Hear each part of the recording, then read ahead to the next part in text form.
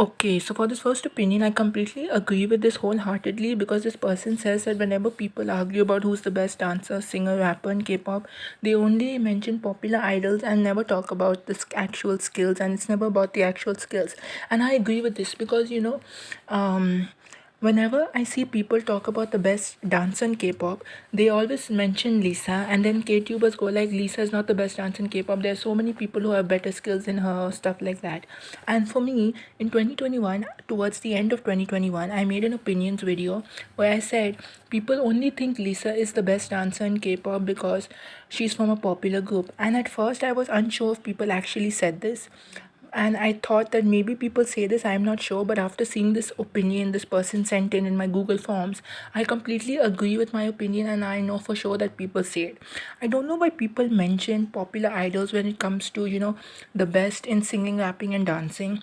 And I don't know why people mention popular idols mostly and never talk about the skills, because for me, I know so many big, small K-pop groups and soloists and idols and stuff that I actually know who's amazing and who is like, have amazing dancing, singing, and rapping. Like if you look at dancing, there are underrated groups like Girl-Kind who became my underrated group because of their dance skills, and then there's the boy group who debuted in 2021, We Are One, WAO.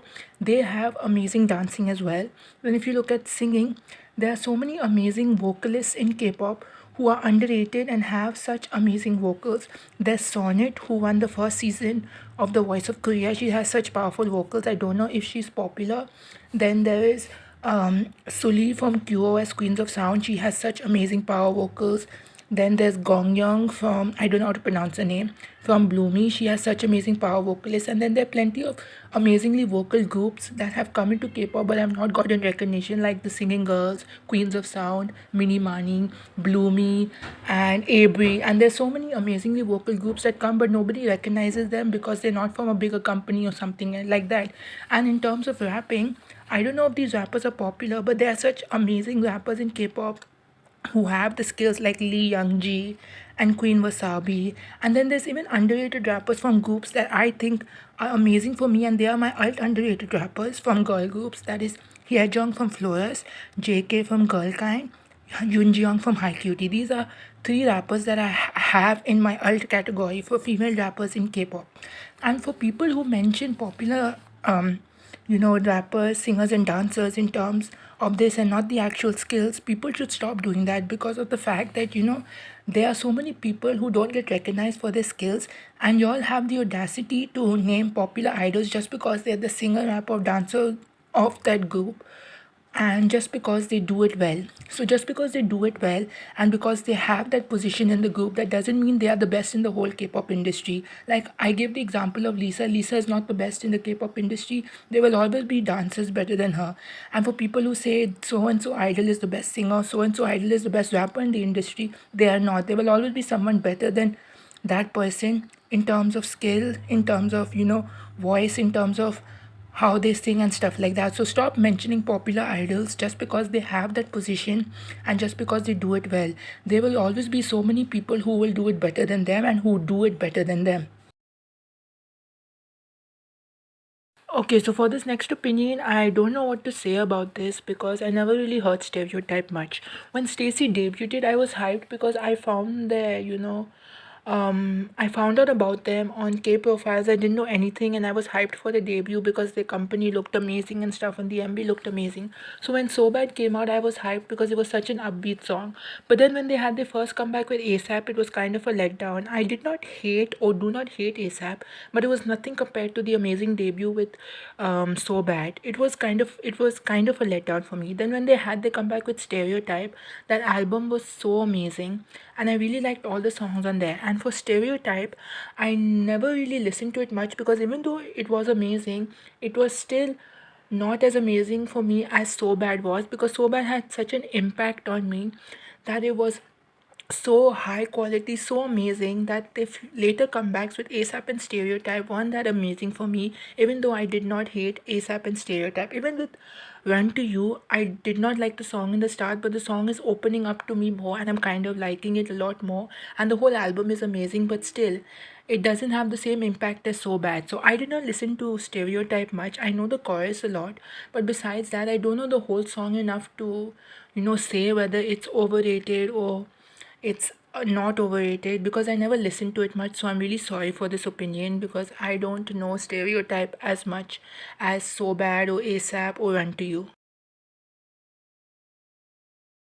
Okay, so for this opinion, I agree with what this person is saying 100%, and I understand what this person is saying, but I don't know how to put it into words, so I will try to explain it as properly as I can. So basically, I agree with this. Whenever something good happens for a group, whenever something amazing happens, people will always praise the idol and stuff.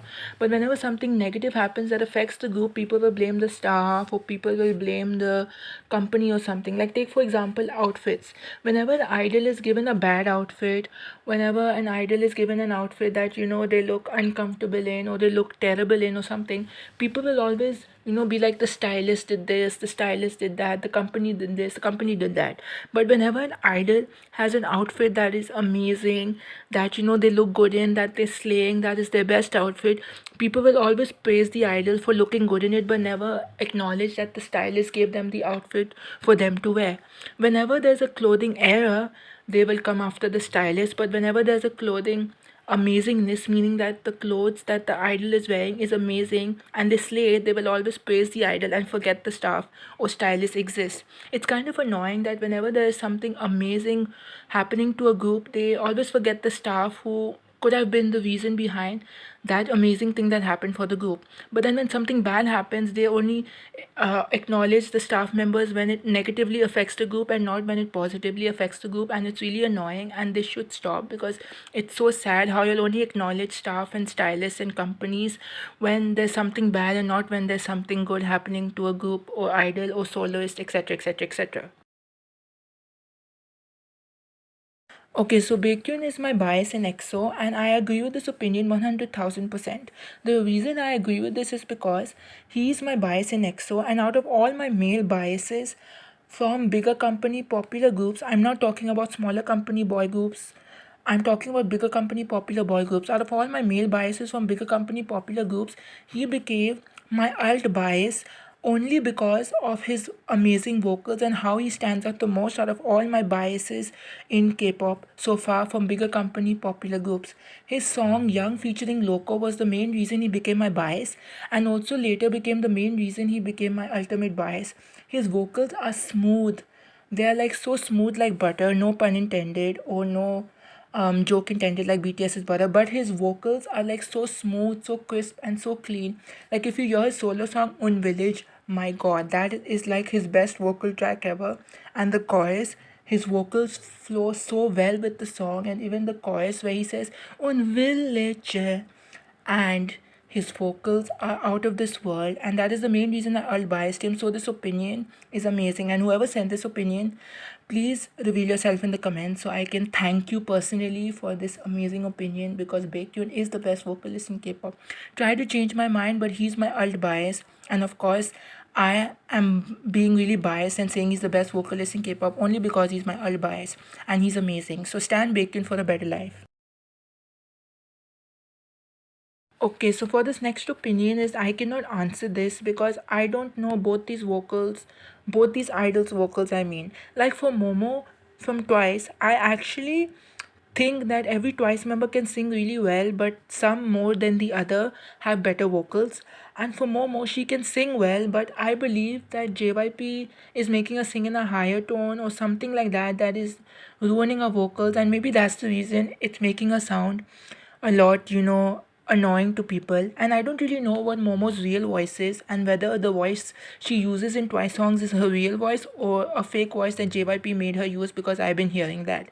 And as for Yeseo from Kepler, I've been standing Busters, and not standing exactly, I've been in love with Busters since 2019 when they released Pinky Promise and I discovered them. And I don't really know the members except for Chaeyeon, my bias. And the thing is, I don't really know Yeseo and how she looks, and what her look is and stuff, and I don't really know her well, so I don't really know her vocals also exactly to know how annoying her voice is or if her voice is annoying at all.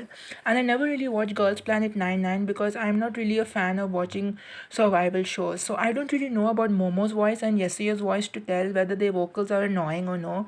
So that's why I cannot agree or disagree with this, and I cannot give a proper opinion on this because I don't know Momo's real voice, whether she uses her actual voice in Twice songs or whether she's using a fake voice. And I'm not really familiar with Jessio's voice to know if her voice is annoying. So I'm really sorry to this person who sent this opinion because I don't know their vocals well. Okay, so for this next opinion, I don't agree with this person because even though I don't stand or like BTS, and even though I have a lot of songs that I hate by BTS, I think that they have better music in comparison to their bad music. Now, for me, I don't stand or like BTS, and this is just an honest opinion. I do hate a lot of BTS songs and don't like if you look at No More Dream, No, Dope, Fire, Idol, Dynamite, um Permission to Dance, and a couple of other songs that I cannot name at the top of my head, like War of Hormone.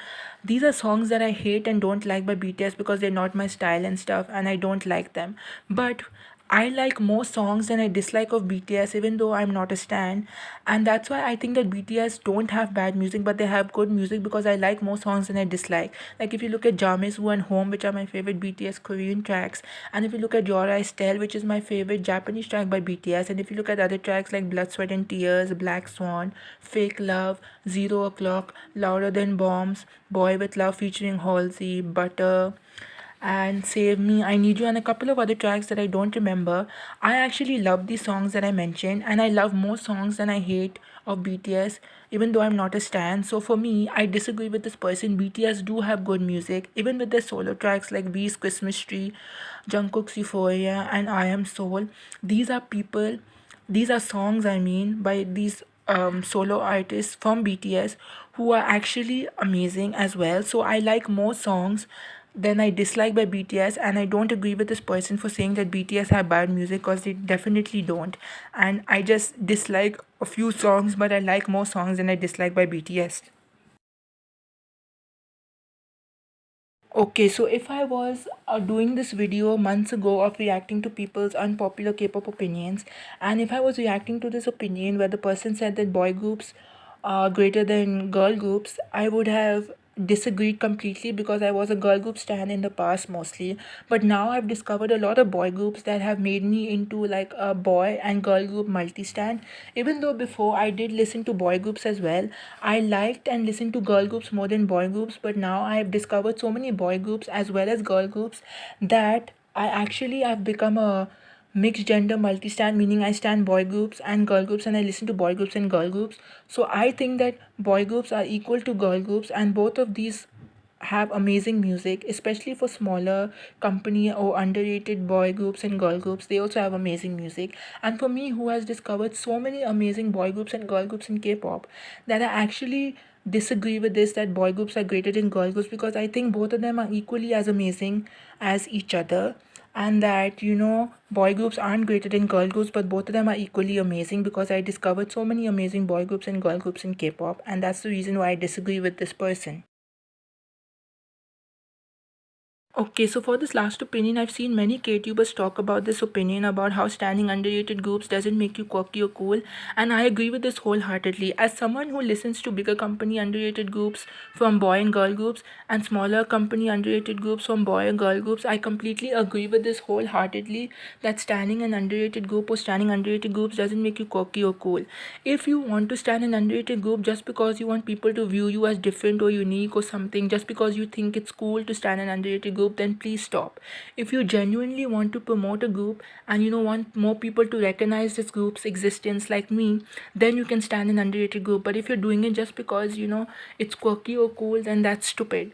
I actually love underrated groups, especially underrated groups from smaller companies, be it a boy group or a girl group, but mostly girl groups, because I've been a girl group stan more than a boy group stan ever since I started K-pop.